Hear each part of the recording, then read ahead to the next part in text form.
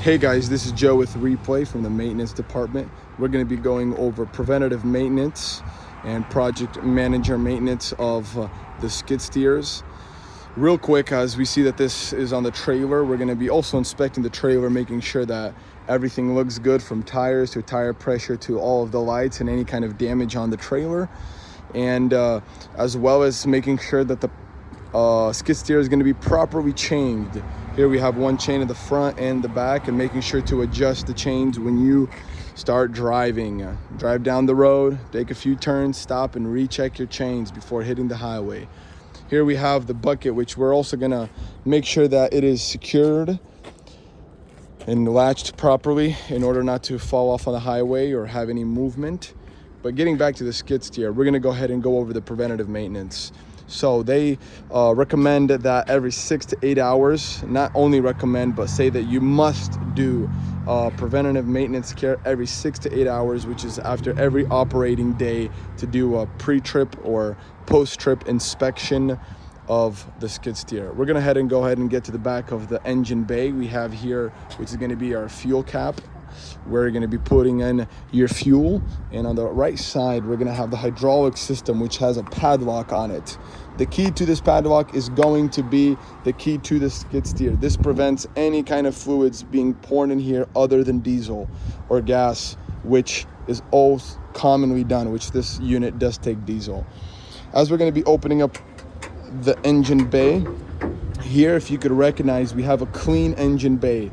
First things first is making sure that we're pressure washing this engine bay when it gets dirty, especially after a dirty job site. And this will help us recognize any kind of torn or cracked or frayed wires or any missing or damaged components, as well as any leaks, any kind of oil leaks, hydraulic leaks, and etc. Moving on to the left side, going from left to right here, we have our coolant reservoir. Can't think of the word here. We have full cold here, as you see that everything is operating smoothly. We don't have any leaks. Everything's been holding pretty well, and when you're operating on the full hot, it will be full as well. As you see, we have a dipstick here to check your fluid level, as well as everything's looking pretty clean.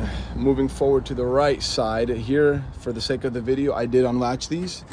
We have our air filter. Our air filter must be clean and dusted with the air compressor to keep the system from clogging and having any breakdowns, which we've had in the past. So if you could please make sure that that looks good, and it just simply latches back on at 3 points, which is really nice. Moving on to the right side, we're going to be having our hydraulic system level here, recognizing how much hydraulic fluid we have in here. It looks pretty good right in the middle, which is fine. We should probably fill it a little more to have it closer to the top there.